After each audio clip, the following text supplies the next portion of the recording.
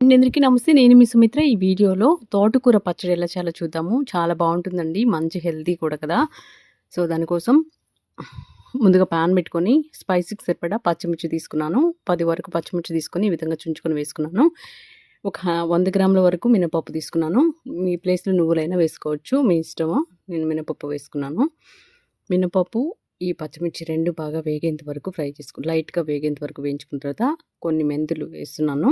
ఒక 5, 6 మెంతులు వేసుకొని మెంతులు వేగేంత వరకు వేయించుకోండి. మెంతులు వేగకపోతే చేదొస్తాయండి. వేగిన తర్వాత ధనియాలు ఒక 1/2 స్పూను, జీలకర్ర ఒక 1/2 స్పూన్ వేసుకొని ధనియాలు, జీలకర్ర కూడా బాగా వేగేంత వరకు వేయించుకున్న తర్వాత ఇందులోకి కట్ చేసుకున్న 2 టమోటాలు,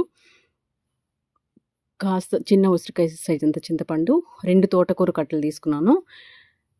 తోటకూర కూడా వేసేసుకొని మూత పెట్టుకొని మగ్గించుకున్నామంటే మగ్గిపోతుంది. ఈ విధంగా ఉడికిన తర్వాత కలిపేసుకొని లైట్గా వేగితే సరిపోతుంది.